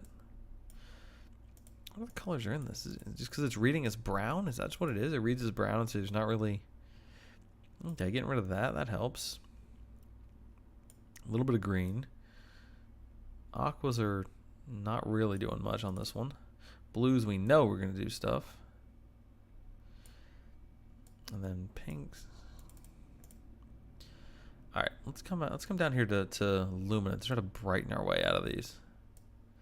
Because that might be the trick. Desaturate and brighten.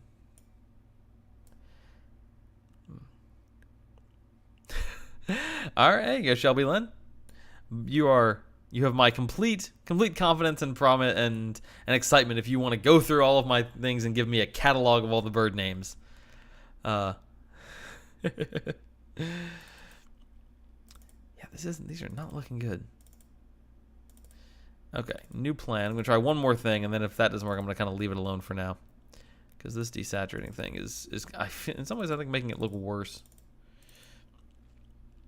Or just like just lean into it, brighten them up, and let them be a real thing. Let's try one more thing. Let's do another mask, and we're gonna do it with color. We're gonna do a color range mask. We're gonna zoom in here. Yeah, I want that color. Okay. Cool. That's a start.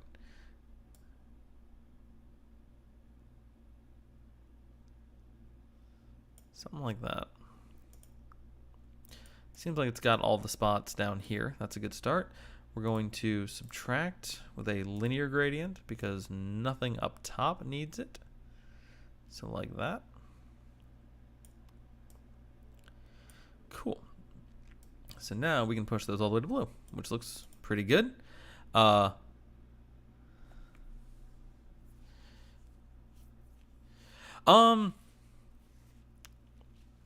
think photo description with the name and date. Like send me a spreadsheet of some kind. Screen because screenshots would be difficult. And I think some of them I don't even think we named in chat. I think some of them I named and I just said their names. So yeah, if you don't mind doing the paperwork. Okay. We can desaturate the hell. Yeah, even desaturating them. These things are. Brown is a very weird color, friends. We're just gonna push these to blue.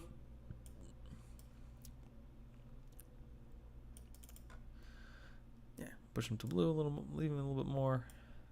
Could actually do the hue adjustment. I don't really use that very often, but that could actually work. If I leave the blues alone, I just hue adjust these. No, I gotta kind of do a bit of a color tint with them. And then hue adjust. See if I can get them to a nice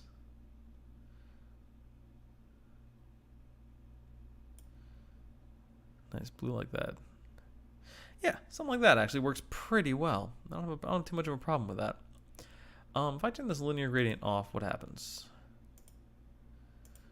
Okay, you know what? Let's do that. Let's get rid of that linear gradient. Get rid of that. I'm gonna do, and instead of the linear gradient, I'm going to do subtract the subject because I don't necessarily want it on the bird. There we go. So now we get it. Yeah, so now we just don't have it on the bird, but everything else looks good. There we go. Finally found a really good use for that color range slider. All right. Other thing I want to do is, I want to come up to this middle line here. I want to brighten it up a little bit more, like that. I'm going to come down to our and yes, Shelby Lynn, absolutely. This can 100% be a collaboration between you and Evelyn and Mia.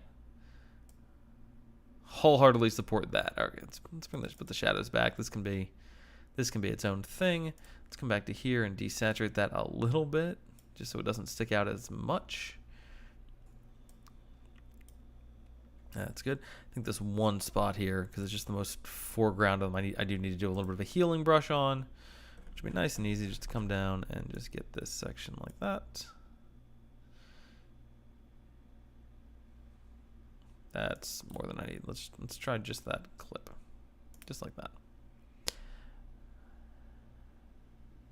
I think there were a few birds over the course of over the time that we did not name. There we go. That works. Cool. We got another little bird painting here. Also, we have not named this bird. So if anyone wants to jump in and name this bird as we chat, we can. I'm going to go ahead and work on this photo, which is a photo I sat there trying to get for a while and didn't quite. This is the closest I came. So we will see if this comes out in any way good. But it is. In many ways, I consider this to be the rough draft for a future better bird photo. But I got a bird with the moon in the shot, and I'm happy about that.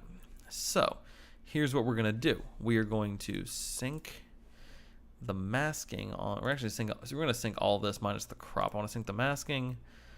I don't need this. Everything else. Yeah, we'll sync everything. We'll do it that way. Let's start with that, which is definitely going to darken this way too much because the shot was darker. But it's a start. Let's come back to editing this one. Yeah, hey, that's a bit much. Okay, for step one, let's adjust that mask.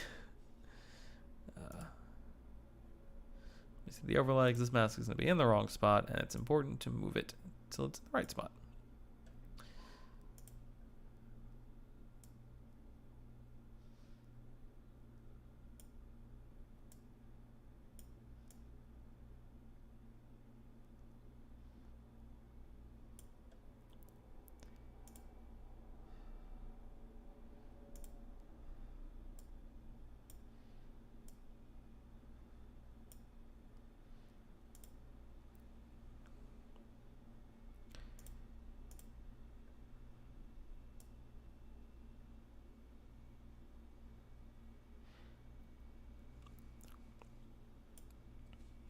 I think we actually have a bird named Evelyn somewhere, and I think we have a seagull named Evelyn.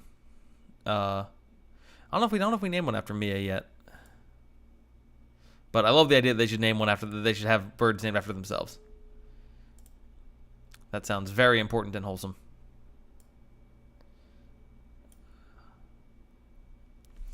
Make this a little bit bigger because the moon in this shot is a little bit bigger.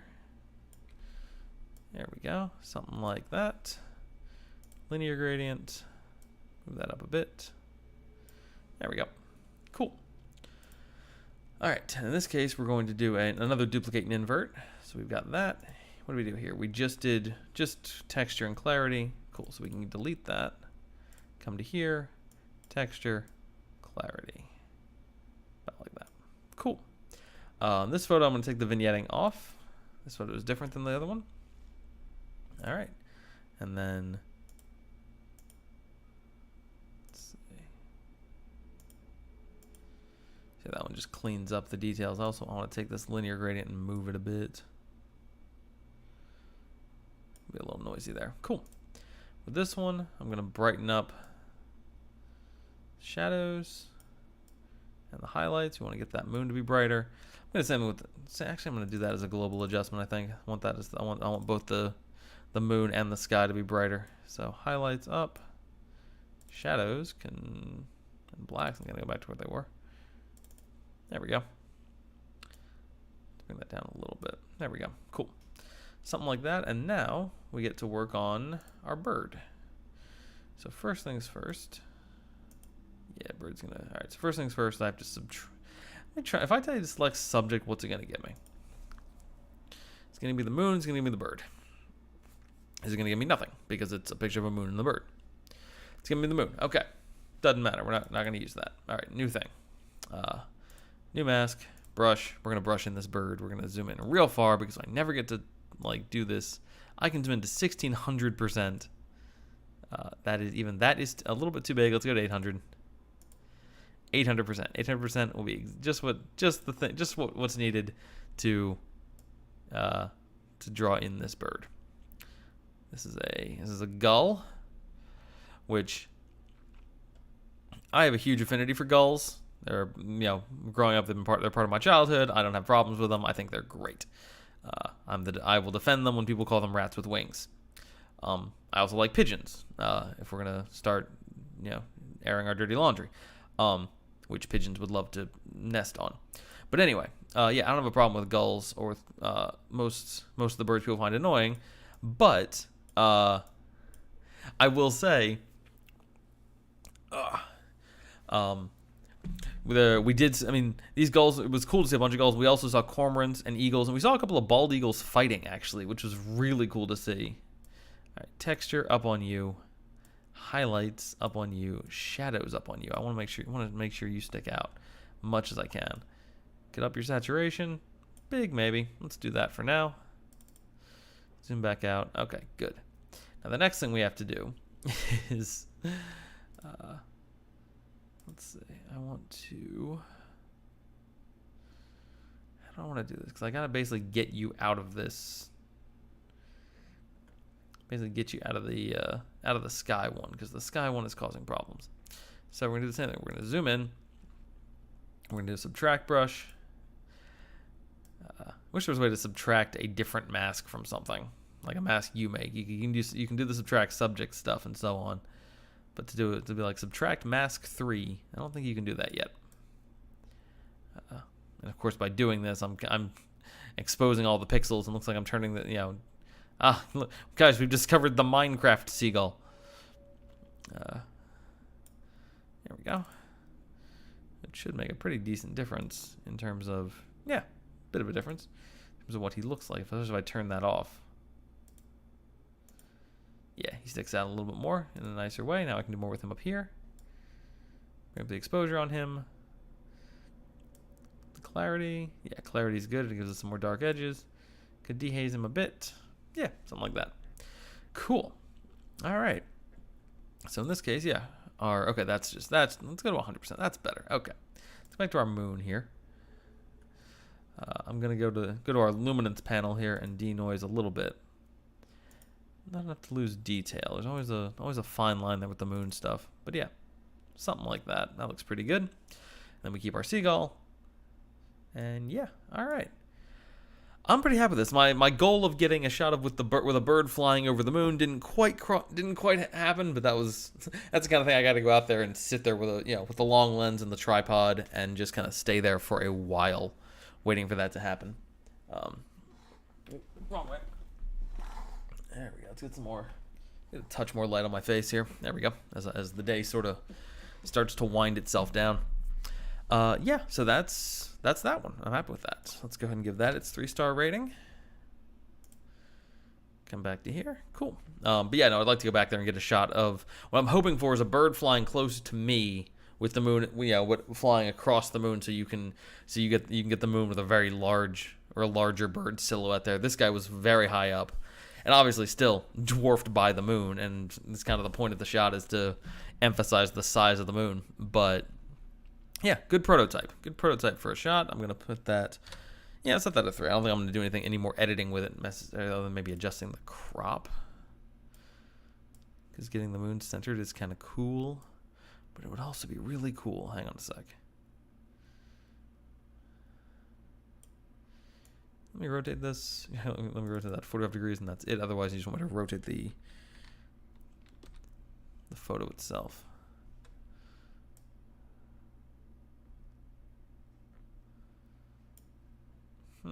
The best way to do this, like that, and then rotated to there. Is that the best way to do that? Maybe there's gonna be an interesting rotation thing with this. Actually, just flipping it upside down like that is pretty cool. Photo. Let's see, there we go. Horizontal. Vertical. I'm kind of cool about that. I don't know. I'll keep working on it. Okay. Anyway, but this photo I'm pretty happy with. Okay. To finish up for today, we've been going for an hour and a half, which is great. We did some things. Let's go back to Acadia. This is gonna be a cleanup. This is gonna be a bit of a cleanup. Coastline of Acadia. Because we took a lot of photos when I was there. Jeez. Last time we did a one shot. We did. Down here, we're going to find it. There it is. We did this photo, which looks phenomenal. Like this is still great. I'm still really happy with this. What mask is covering this? I did label these, which is nice. It's got the whole land in there. That one actually could benefit from being a little bit lighter. Did I do anything with it? I did. Okay.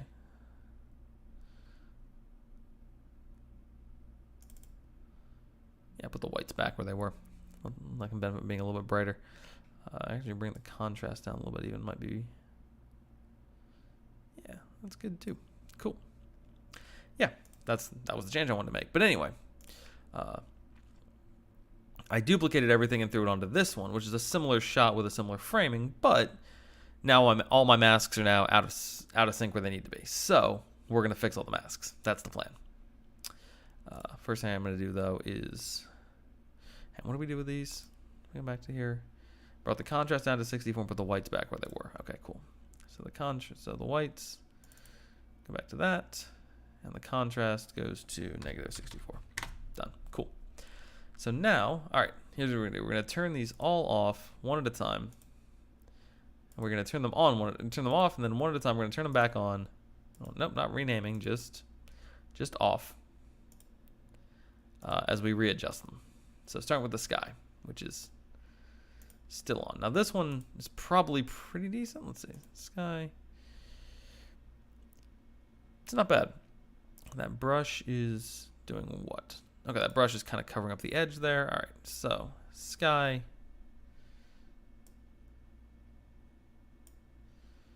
Let's see. Nope, different one. Come on, give me this one.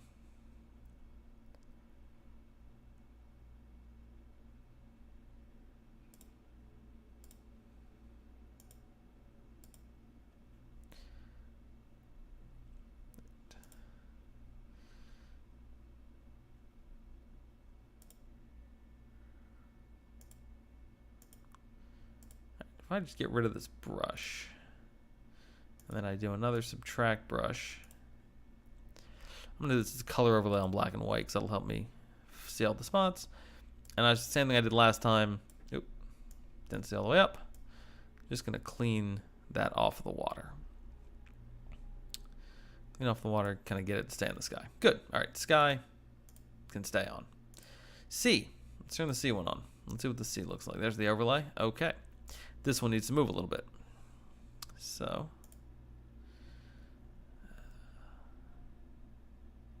Of course, this one's made of 500 different pieces.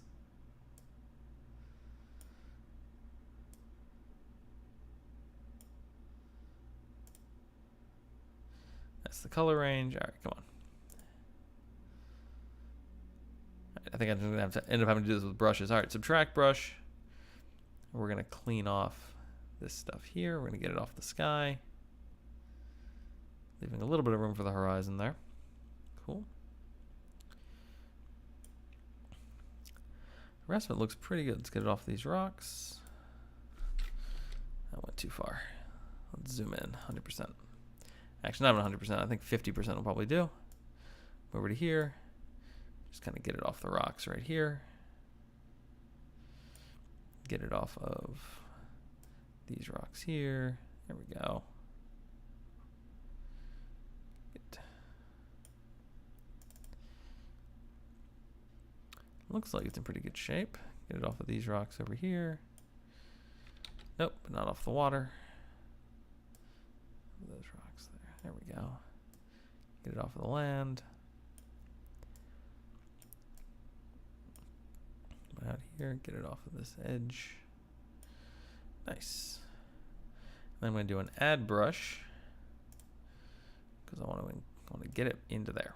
I'm going to include that section. Any other spots that need to be included? No, it looks pretty good otherwise. Spots in the surf that are intentionally left that way. Good. Okay. Sea, back on. Land. Let's work on land. Okay, land has a couple spots that need work. Let's minimize this so I can look at here. So I can do what I'm going to do here. Lightroom, I feel like there should be a way to move these things once they're in place. But the best way to handle this is going to be, okay, yeah, we got a subtract brush. That I can actually, let me extend this out. If I turn that off. Okay, a couple spots there. We subtracted the sky, which makes sense. We have the linear gradient. Okay, so we're going to delete that subtract brush, and we're going to create a new one, create our own, and we're going to start subtracting. We're going to get rid of the sea.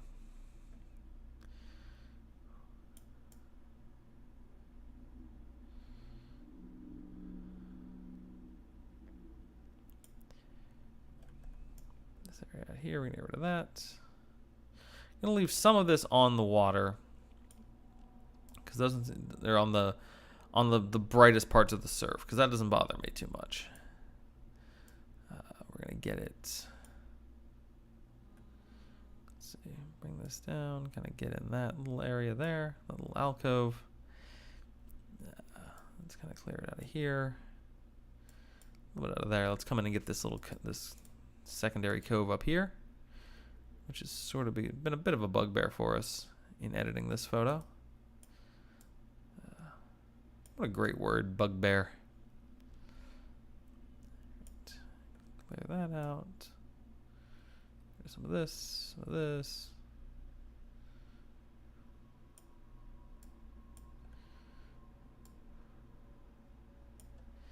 Cool, something like that. And then I want to do a quick little add brush.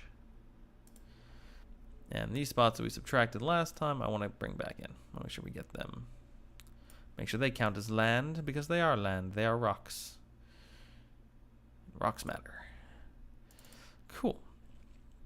So in terms of looking at that, yeah, looks like a pretty good grab of most of the land. We can touch that up as we need to on the next one. All right. Next is denoising the land. Let's look at that one. Okay, similar thing, couple spots to clean up. We got a subtract brush. Let's clean up the water there.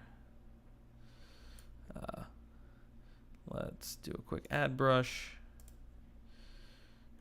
and kind of include. This is a much lower density, so let's bring that down.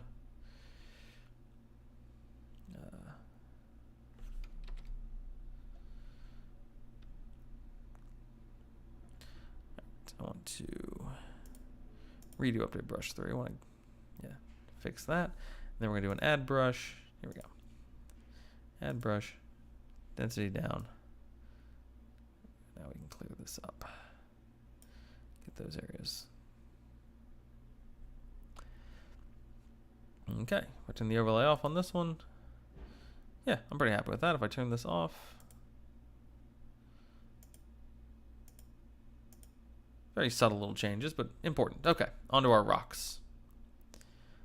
Show the overlay and turn the rocks on. All right, this one's looking pretty good actually. There's a couple spots I want to get rid of out here in the water with the density all the way up. Like, not really a reason to be touching up the ocean out here with the rock brush. Everything else looks pretty good. We pushed the tint a little bit. We pushed the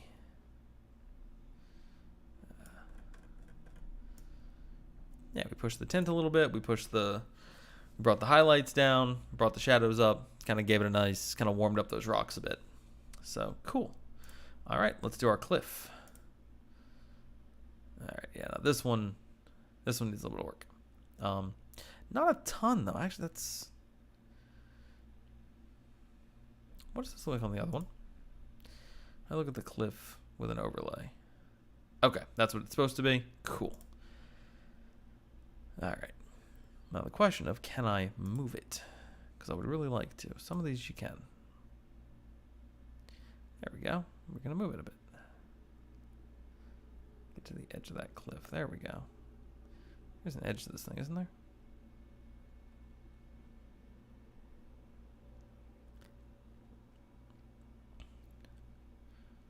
Let's come down. Of course, this photo's cropped differently, so let's see. What areas do I want this to be in?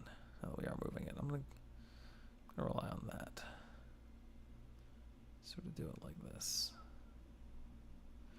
And then adjust from there.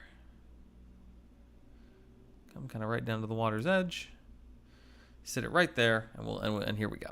All right, so cliff, subtract brush. Let's get this, step 1, get this up off the water again.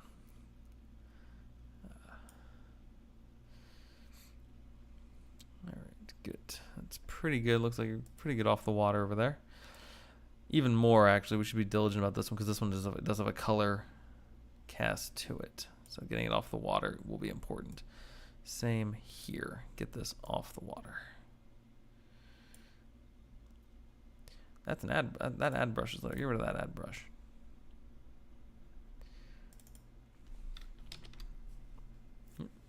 Okay, never mind. New subtract brush.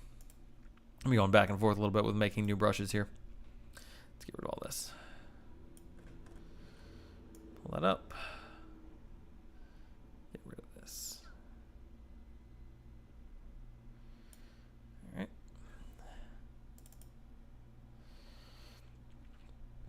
Let's see what this one looks like if I take the overlay off. I want to see how this is coming along. Pretty good, actually. I'm actually pretty happy with this. It's giving us those little pops where we need them. All right, let's do another add brush. In this case, I do want to see. Nope. Cliff. And I want to see it. Because, yeah, I want to be, where's that? Add brush. Kind of get into these areas over here. Get kind of up into here. Gonna bring the density down a little bit and kind of touch up some of these darker spots. Out to the end of this little peninsula. Oop, not on the water though. Never on the water. This should be, yeah, there we go. I want to get that stuff without getting the water. Cool. Pull this back. Let's come across. Let's get these rocks in here. These rocks have been, the kind of gray of these rocks has been bothering me a little bit. I'd rather them be this color. I think this will be dark, but I'd rather them be, there we go. Cool. Yeah, I like that. I think that's looking pretty good. I'm probably going to do, let's do a little bit of an add kind of right through here. much as we can. Just sort of get those areas to be a little bit more seamless, but that looks pretty freaking good. I'm pretty happy with that. I'm actually very, very happy with that. I'm not even kidding. Okay, then there's this mask, which I don't know what it does. Let's see the overlay. Let's turn it on. Oh, it's that bit up in the sky. Okay, cool. That's easy. Let's turn off the overlay. This mask right here is a brush, and we're just going to move this so it's kind of over this cloud. Kind of like that. Going to take that brush and kind of touch up some more of the areas up here. Kind of get out to that little spur right there. Kind of come down the edge. Yeah, and then I'm going to take the density way down and just sort of touch up some of these other spots that are also similarly dark, but not as dark. And it gives us that little bit of extra detail in the sky, which is great. Cool. I'm going to rename this to clouds. Just the one cloud. Okay, and then our last mask, which was, I believe was a sea mask. I believe we were touching up some ocean stuff. Let's see. Yeah, not even. Okay. So this one is also a single brush. I'm going to move this because it's supposed to come right into this little cove here. And sort of be about that, I believe. Let's check the other photo, see where that's supposed to be. Yep, right into that cove, just like we said. The cove and the little export spots right here. That's the other thing. Is because this photo is a little zoomed in or zoomed out compared to the other one. Some of these things are spaced weird, substantially spaced weird. Okay, cool. So something like that. We are going to subtract pretty much all of this. Why are we adding? Undo that. Subtract brush.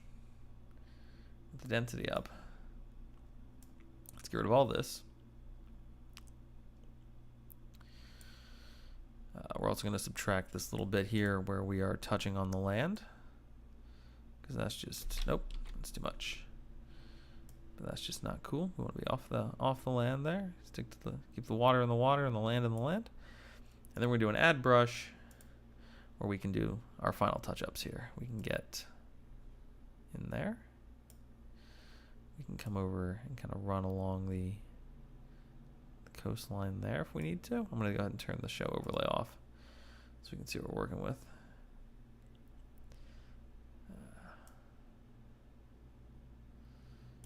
Yeah, this is adding those little bits of blue where they're needed. So just like that. A couple spots there. Let's come around here. Let's come onto these rocks. Let's come down around these rocks, kind of like that. Let's get this little bit of a coastal edge there. A little bit of that.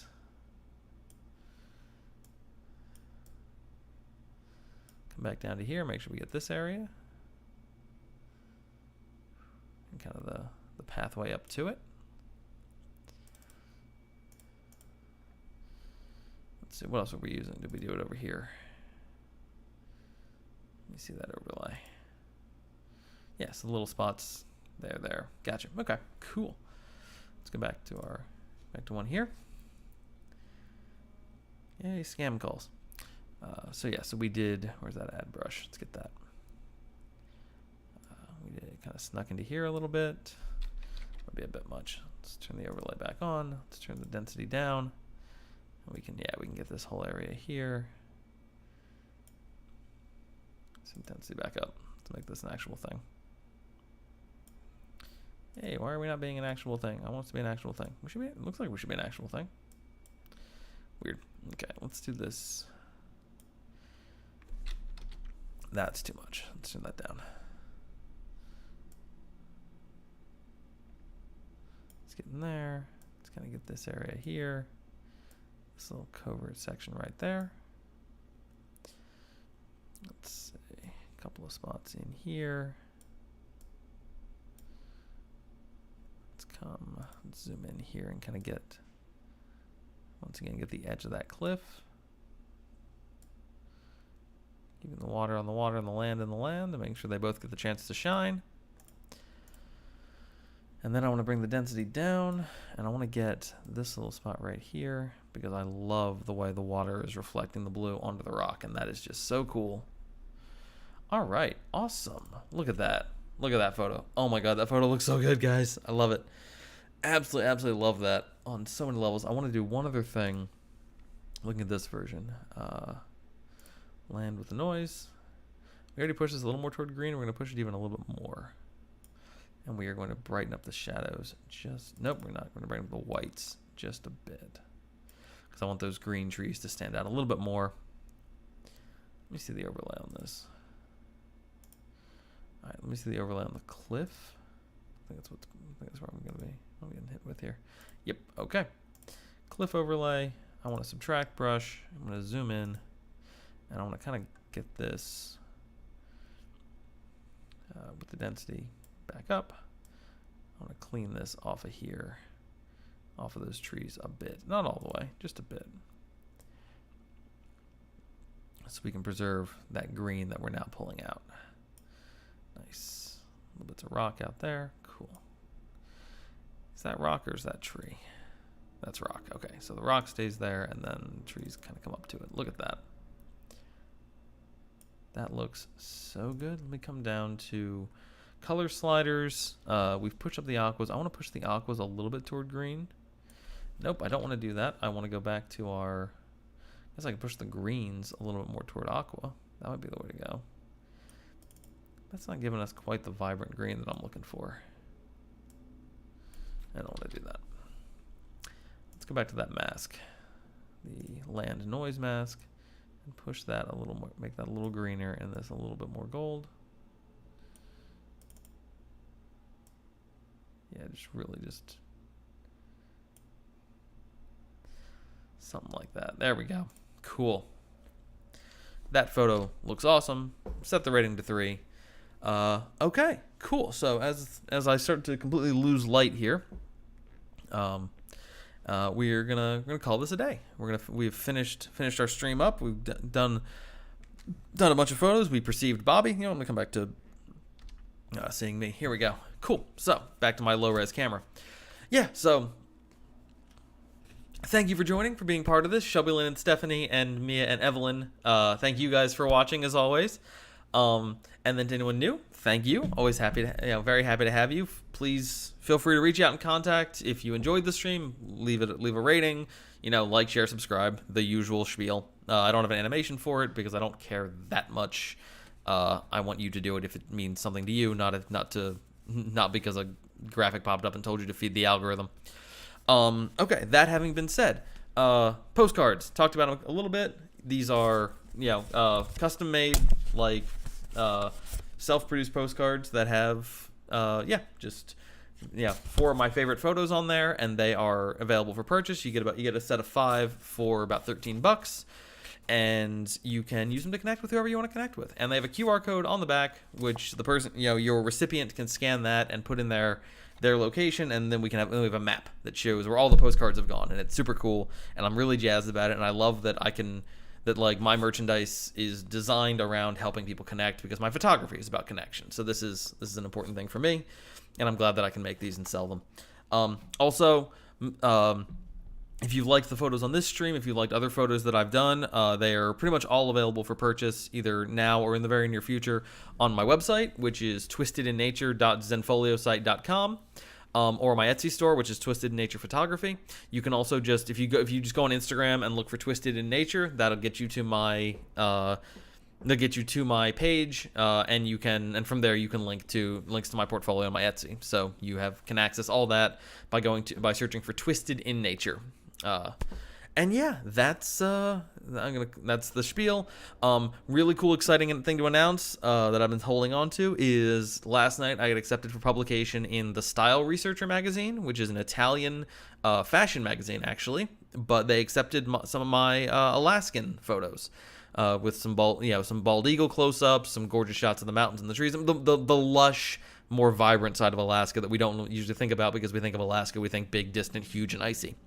So yeah, the series is called Alaskan Lifescape, and it's been accepted by the Style Researcher magazine in Italy. So we've gone international, or gone more international. I think I've already got a couple publications in kind of the Russian, Ukrainian, that area, which good on them for still putting out magazines. But yeah, this is cool. I think this is the first one from Italy, and got a very pretty prestigious. So I'm super thrilled about that, and I will keep people updated when those become available. There's a Google Doc that I need to be more diligent about sharing that has all of the publications, the links to the magazines, everything there, which is great. So if you like these photos and if you want to buy a print of them or you want a canvas of one of them, do that through my store or through my website. If you want to see them in print and have them as a coffee table thing, or even just read the magazine. The articles I hear in a lot of these are pretty interesting. You can do that as well. So, yeah, with that all said, thank you for being part of this. Thank you for coming. To any of my students who watch, thank you guys so much. It was a pleasure meeting you and getting to teach you and getting to work with you, and it's a joy to get to share not just my editing process with you if you watch, but also getting to share some of your work with your photos of Bobby and discuss and enjoy kind of the different perspectives you guys all brought to that. So really, thank you so much. And we'll do this again. I'm going to be doing another one shot coming up probably later this week. I think schedule wise, I think I've got this scheduled for Friday night. So like a late Friday night thing. But other than that, otherwise keep checking out the photography and keep doing the awesome things you're doing, because in the same way Bobby is, we are all beautiful, and all that matters is just, making sure that we perceive ourselves, and we be perceived by others, because we are bound to others through our whole lives, and so to perceive ourselves as best possible through the eyes of the other. So with that said, everyone, stay safe, be well, make art, and we'll do this again soon. See you later. There's the button.